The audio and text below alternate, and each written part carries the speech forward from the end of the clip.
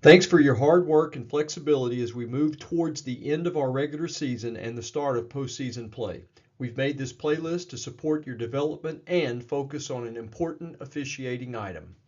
Off-ball officiating remains a point of emphasis. We want 4 eyes off the ball, not 6 eyes on the ball. So let's watch some plays and work to improve our off-ball skills. As the balls pass from center side to the middle of the floor, Lead does a nice job being patient and stopping his movement.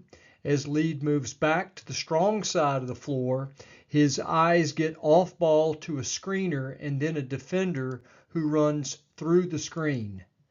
This screen is set in the defender's field of vision, and we correctly rule an off-ball foul here on blue, making illegal contact with the screener. Again, remember certain playing action like screens, players posting up, players in close proximity to each other, shooters trying to free themselves up. Plays like these require us to be great off-ball officials. As the ball moves into the front court, it's nice to see center's eyes off ball. The ball's in Trail's primary coverage area here. Lead recognizes a competitive matchup in the lane and correctly rules a foul on white 22 for illegal contact. Again, this is a clear and obvious off-ball foul in Lead's primary area. Correct off-ball foul call. So the ball's being inbounded on the baseline, and we really only have one competitive matchup. And we see the defender in red guarding the offensive player who flashes ball side and then moves down and commits a foul to push off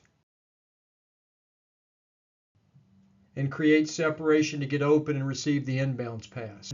We then have a back screen with illegal contact, and we miss a couple of fouls, including a violent strike to the face that knocks red 2 to the ground.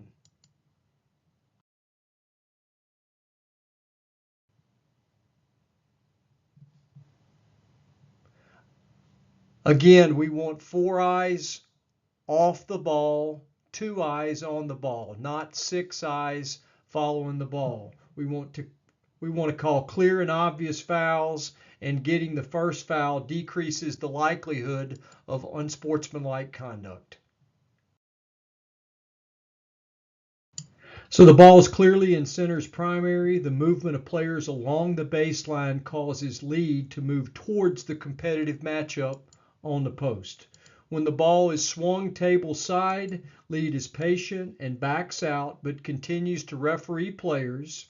His eyes remain focused on an area with almost half the players on the floor bunched together. It's nice to see center's head is also turned towards this grouping of players. The screen is set outside the visual field of a moving opponent.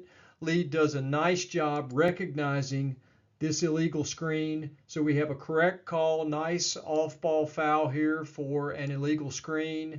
And again, Lead does a great job keeping his eyes here with the players, referee and players, correctly ruling an illegal screen. Remember, mechanically, we want to stop the clock before given the punch signal. But again, great off-ball foul here. So the ball is passed from Trail's primary area to Lead's primary area. When we have an offensive player moving to post up, Trail has to get his eyes off the ball and referee this matchup. This might be a great place for Trail to use self-talk and call out numbers of players posting up, but we've got to recognize the matchup on the low post, and prior to the shot, we're going to miss a foul on the black defender for illegal contact that displaces the player in white and causes him to lose balance. As the ball is shot, white fouls black, so we miss more than one off-ball foul here. These fouls increase the likelihood of unsportsmanlike conduct. So let's get our eyes off ball and call the first foul. So to wrap up off-ball officiating, let's stop watching the ball. We want 4 eyes off the ball, not 6 eyes on the ball. Let's focus on our primary coverage area and recognize important types of off-ball plays like players posting up, players in close proximity, bunching or gathering together, players screening or cutting, and shooters trying to free themselves up. Let's use self-talk to discipline ourselves, calling out jersey numbers, off ball in our primary areas, and let's call fouls. Our primary responsibility is to call clear and obvious fouls that are violations of the rules.